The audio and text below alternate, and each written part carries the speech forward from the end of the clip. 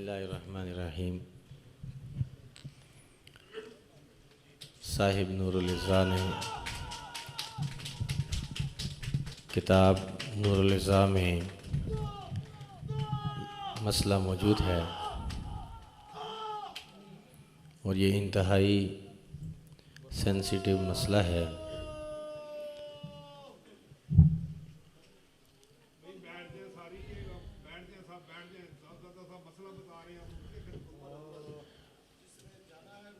یلزم الرجل الاستبراء، استبراء جو ہے مرد کے لیے لازم ہے، حتی یزول اثر البول ویطمئن قلبه على حسب عادته اما بالمشی او التنحنح او غیرہ، یہاں تک کہ پیشاب کا اثر زائل ہو جائے اپنی عادت کے مطابق، چاہے چلنے سے ہو، کھنگورا لگانے سے ہو یا کسی اور حالت میں جس سے اس کا دل مطمئن ہو جاتا ہے۔ ولا يجوز له الشروع في الوضوء حتى يطمئن بزوال رشح البول، اس وقت تک وضو کرنا جائز نہیں ہے جب تک پیشاب کے چھینٹوں کا اثر زائل نہ ہو جائے۔ ہم چونکہ استنجا کرتے ہیں، استبراء نہیں کرتے۔ استنجے سے پیشاب خشک نہیں ہوتا اور کپڑے ناپاک ہو جاتے ہیں اور جسم ناپاک ہو جاتا ہے۔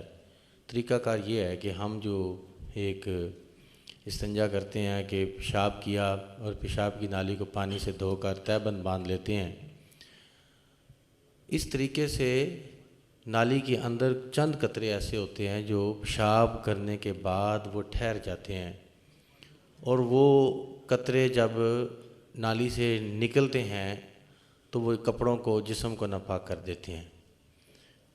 چونکہ ہم یہ روٹین کے ساتھ کر رہے ہوتے ہیں اور ان قطروں کو نکالتے نہیں ہیں، پاکی حاصل نہیں کرتے، جس کی وجہ سے ہماری نمازیں ضائع ہو جاتی ہیں، وضو بھی ہمارا نہیں ہوتا، عبادت میں مزہ نہیں آتا، عبادت میں وسوسے ہوتے ہیں، نماز میں وسوسے ہوتے ہیں، نماز میں دھیان کہیں اور ہوتا ہے، نماز پڑھتے ہیں نماز بھول جاتی ہے، نماز میں کھڑے ہوتے ہیں دھیان باہر کی طرف ہوتا ہے۔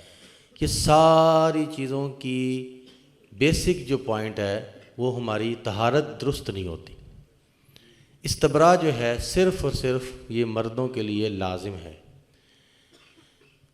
طریقہ کار یہ ہے کہ ہم پیشاب کرتے ہیں اور پیشاب کرنے کے بعد تھوڑی دیر رکیں، اور مختلف کیفیات لکھی ہوئی ہیں جس سے اس کا دل مطمئن ہو جاتا ہے۔ اس میں کھنگورا لگانے کے ساتھ، چلنے کے ساتھ، لیٹنے کے ساتھ، پہلو پہ وزن ڈالنے کے ساتھ مختلف صورتیں ہیں جس سے اس کا دل مطمئن ہو جاتا ہے۔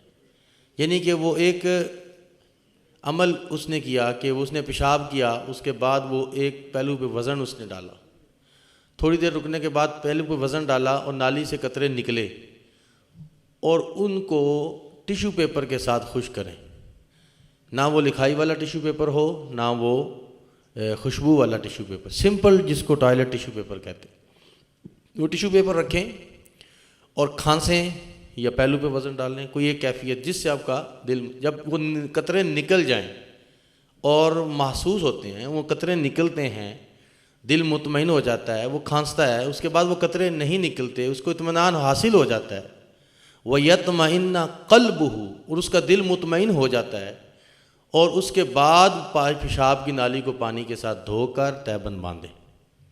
ہم ایسے نہیں کرتے، ہم صرف استنجا کرتے ہیں، استبراء ہم نہیں کرتے۔ چوکی پہ بیٹھتے ہیں، نماز میں رکوع میں چلے جاتے ہیں، سجدے میں چلے جاتے ہیں، ہم کھانستے ہیں، چونکہ ہم ایک پروسیس میں لگے رہتے ہیں، اس میں ہمارے وہ قطرے نکلتے ہیں جو کہ ہمارا دھیان اس طرف جاتا نہیں ہے، اور رکے ہوئے قطرے جو ہیں وہ آہستہ آہستہ نالی سے نکلنا شروع ہو جاتے ہیں، وہ چلنا شروع ہو جاتے ہیں اور نکل پڑتے ہیں۔ لیکن جب بندہ استبراء کی طرف جائے اور استبراء کرنا شروع کرے گا، امام اعظم صاحب کے پاس یہ مسئلہ آیا، اور امام صاحب سے ایک شخص نے کہا کہ کیسے وہ قطرے نکلتے ہیں، تو آپ نے گھوڑی منگوائی اور اس شخص کو کہا کہ پیشاب کرو، اور اس کے بعد اس کو گھوڑی پہ سوار کر دیا آپ نے، اس کو کہا آپ دھڑا کے لے کے آؤ، وہ گھوڑی گیا دھڑا کے واپس لے کے آیا، تو آپ نے کہا اترو اور دیکھو تہبند، جب اس نے تہبند دیکھی تو واقعی قطرے نکلے ہوئے تھے. یہ قطرے نکلتے ہیں، ہمارے مرشد اس پہ بارہا توجہ دلواتے ہیں. ان ساتھیوں کے لیے یہ مسئلہ ضروری ہے جو ساتھی اس پہ عمل نہیں کرتے، جو ساتھی اس کی طرف دھیان نہیں دیتے، جو ساتھی نئے ہوتے ہیں، ان ساتھیوں کے لیے یہ ضروری ہے. باقی تو عمل کر رہے ہیں، طریقہ کار ہی ان کو پتہ ہے، لیکن نئے ساتھی محفل میں آ جاتے ہیں، پھر نئے آ جاتے ہیں، تو یہ مسئلہ بتانا بہرحال ضروری ہوتا ہے. قرآن مجید کی آیت نمبر سورۃ توبہ کی آیت نمبر 108 اٹھائیں. اللہ رب العزت فرماتے ہیں قرآن مجید میں فیہ رجال یحبون ان یتطہروا واللہ یحب المطہرین، کہ مسجد قباء میں ایسے مرد ہیں جو پاکیزگی حاصل کرتے ہیں اور اللہ خوب پاکیزگی حاصل کرنے والوں کو پسند فرماتا ہے. تفسیر مظہری تفسیرات احمدیہ میں درج ہے، نبی کریم حضرت عباس رضی اللہ تعالیٰ عنہما سے روایت ہے، نبی کریم صلی اللہ علیہ وآلہ وسلم مسجد قباء کی طرف تشریف لے گئے اور نبی کریم صلی اللہ علیہ وآلہ وسلم نے انصار صحابہ سے پوچھا آپ کون سا عمل کرتے ہو جس کی وجہ سے اللہ نے تمہاری تعریف کی ہے؟ تو صحابہ نے عرض کی کہ ہم پہلے پتھر استعمال کرتے ہیں پھر پانی استعمال کرتے ہیں. تو نبی کریم صلی اللہ علیہ وآلہ وسلم نے ان صحابہ کو شاباش دی اور حضور نے فرمایا کہ اس عمل کو اپنے اوپر لازم کر لو.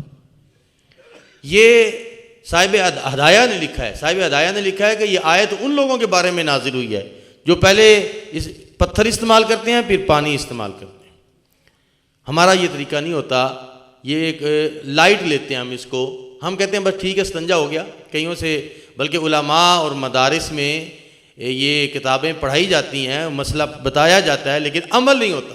کئی علماء سرکار کی بارگاہ میں جب آئے، بیعت ہوئے، نسبت میں آئے، بعد میں اس طرف دھیان دیا تو وہ اس چیز کو کہتے ہیں کہ ہم نے پڑھا بھی ہے، پڑھایا بھی ہے، لیکن ہم اس پہ عمل نہیں کر سکے. عمل تب ہوتا ہے جب کسی کامل ہستی کی نگاہ میں بندہ بیٹھ جاتا ہے، وہ سر بھی ڈھانپا جاتا ہے، چہرے پہ سنت رسول بھی سج جاتی ہے. تو اسی لیے یہ انتہائی سینسیٹیو نقطہ تھا جس کی طرف آپ توجہ دلاتے ہیں. اور اس طرح ہماری نمازیں ضائع ہو رہی ہیں. ہم نمازیں تو پڑھی جا رہے ہیں، استبراء ہم نہیں کرتے، ہم اس کو کہتے ہیں بس ٹھیک ہے یار استنجا ہو گیا، بس پیشاب کر لیا، پانی سے دھو لی نالی، بس ٹھیک ہے. لیکن ایسے نہیں. جب آپ شروع کریں گے عمل پھر دیکھیے گا پہلے والے طریقے میں اور بعد والے طریقے میں کتنا فرق ہے. پہلے تو دھیان بھی نہیں ہوتا تھا، اس طرف دھیان دیا بھی نہیں جاتا تھا، کبھی خیال بھی نہیں آیا تھا. لیکن جب آپ عمل کرنا شروع کریں گے، ان قطروں کو خشک کریں گے، استبراء حاصل کریں گے، پاکی حاصل ہوگی، پھر نماز میں مزہ بھی آئے گا، نماز میں دل بھی لگے گا، نماز میں وسوسے بھی نہیں آئیں گے، نماز بھولے گی بھی نہیں، نماز میں دھیان بھی کہیں نہیں جائے گا. ایک نماز کے بعد 2-3 نمازیں جو ہم چھوڑ کے پھر ایک پڑھ لیتے ہیں وہ گیپ نہیں آئے گا. تسلسل کے ساتھ آپ ہر نماز کے بعد دوسری نماز کا بھی دھیان جائے گا، نماز پڑھو گے بھی، نماز میں مزہ بھی آئے گا، سکون بھی ملے گا، کسی کی کہنے کی ضرورت بھی نہیں ہوگی، کسی کو بتانے کی ضرورت نہیں ہوگی، خود بخود عبادت میں مزہ بڑھ جاتا ہے. اسی لیے کہ بیس ٹھیک ہو جاتی ہے. تو یہ نقطہ تھا، مسئلہ تھا جو میں نے بتایا. ہمیں اللہ تعالیٰ اس پر عمل کرنے کی توفیق عطا فرمائے. اور یہ مسئلہ صرف اور صرف مردوں کے لیے لازم ہے. جی احمد صاحبزادہ احمد صاحبزادہ محمد احمد صاحب تشریف لائیں اور اظہار خیال کے لیے اپنی مختصر سی حاضری لگواتے ہیں. صاحبزادہ احمد صاحب، بڑا دل خوش ہوتا ہے کسی پلیٹ فارم پہ جاتے ہیں تو ہمارے بچے جو دین کی بات کرتے ہیں، بیان کرتے ہیں، گفتگو فرماتے ہیں، یہ حدیث بیان کرتے ہیں، قرآن بیان کرتے ہیں، مزہ. ایک وہ بھی وقت تھا،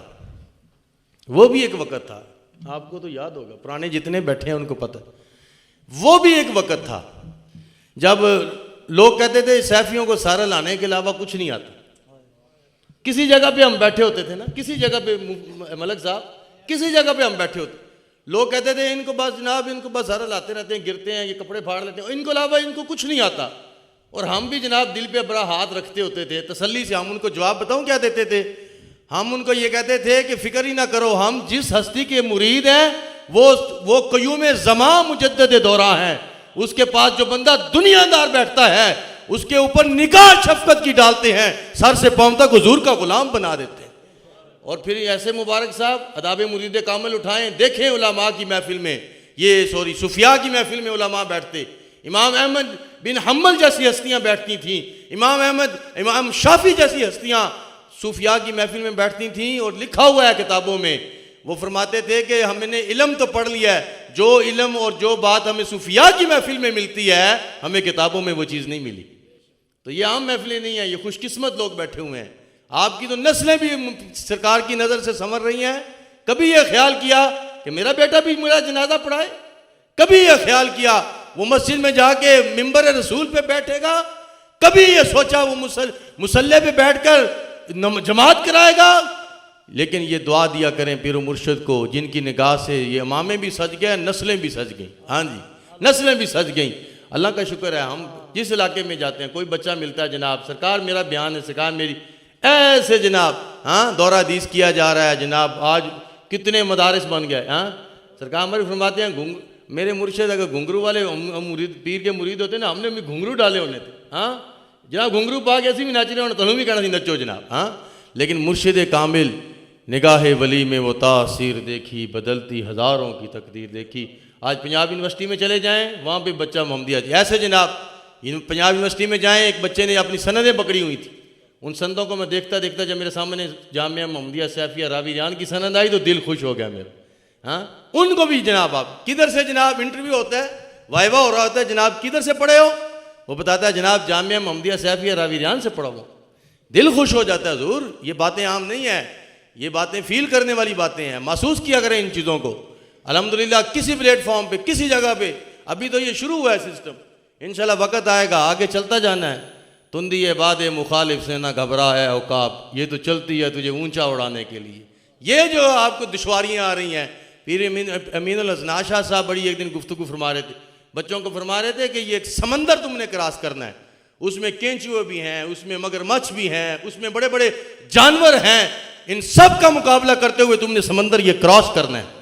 اور انشاءاللہ سمندر کراس ہو رہا ہے جناب، آج جناب بچے چھوٹے، سبحان اللہ۔ اللہ تعالیٰ عمل کرنے کی توفیق عطا فرمائے، اور دعا کیا کریں اللہ تعالیٰ ہمارے پیر و مرشد کو لمبی عمر عطا فرمائے، آپ کے اس مشن کو اللہ دوام عطا فرمائے، جس پر بھی سرکار کی خواہش ہے یا اللہ اس کو بھی اللہ سمجھ عطا فرمائے، اس کو بھی دین کی خدمت کرنے کا جذبہ عطا فرمائے، یا اللہ اس کو بھی سرکار کی خوشی میں اور سرکار کے دل کو خوش کرنے کی اس کو بھی توفیق عطا فرمائے۔ بس یہ میری یہ دعا ہے۔ آپ کی اپنی ہر کی اپنا جذبہ ہے، میری یہ دعا ہے، مجھے نہیں، یا اللہ ہماری نسلوں کو بھی توفیق عطا فرما، وہ بھی پیچھے جناب ہاتھ اٹھا کے دعا کرتے ہوں، دین کا کام کرتے ہوں۔ ہم نے تو چلے جانا ہے نا، تختیاں تو لگ جانی ہیں، تختیاں تو تیار ہو جانی ہیں جناب، پڑا ہوا ہے بندہ جناب، نہ ادھر ہوگا نہ ادھر ہوگا، انگوٹھے بھی اگلوں نے باندھ کے بھیجنا ہے، چل بھائی کہیں نہیں جا سکتے یہاں پہ۔ اور وہ بندے کہتے ہیں جناب ہم قبلہ سیٹ ہو جائیں گے، تھوڑا سا معاملہ ایسا جا رہا ہے دنیا کا، سیٹ ہوں گے پھر دین کی خدمت۔ وہ حضور سیٹ ہونے کا لفظ بھی ایک دن میں نے بتایا لوگ کہ سیٹ ہوں گے جناب پھر کام کریں گے دین کا، سیٹ ہوں گے جناب کیا کام ذکر کریں یار، یہ میں تھوڑا سیٹ ہو لوں جناب، اچھا جی جناب یہ کر لیں جناب، ابھی تھوڑے سے معاملات ایسے ہیں، سیٹ ہو جوں تھوڑا سا میں انشاءاللہ تھوڑا سیٹ ہو جوں۔ وہ سیٹ مفتی صاحب بتاؤں کدھر ہوتا ہے؟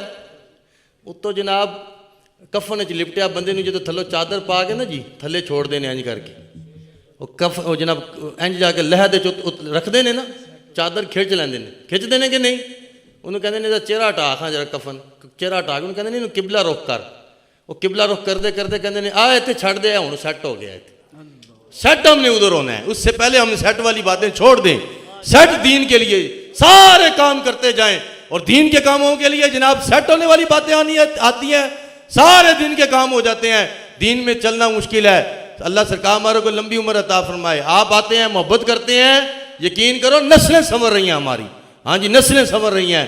اللہ پیر و مرشد کو مبارک صاحب کی شفقت، آپ کی نگاہیں اور آپ کا اللہ درجات بلند فرمائے، صاحبزادگان کو صحت عطا فرمائے، پیر و مرشد کو صحت والی لمبی عمر عطا فرمائے، اس مشن کو آگے گلستان کو چمکتا دمکتا رکھے، دوام عطا فرمائے۔ جی حاضری لگاتے ہیں صاحبزادہ احمد صاحب جی، ماشاءاللہ، اللہم زد فزد۔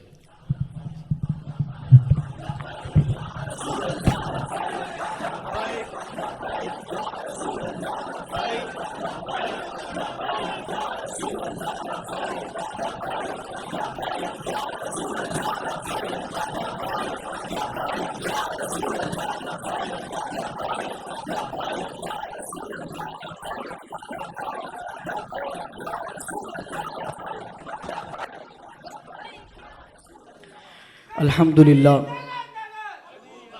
ابو بکر زندہ باد زندہ باد زندہ باد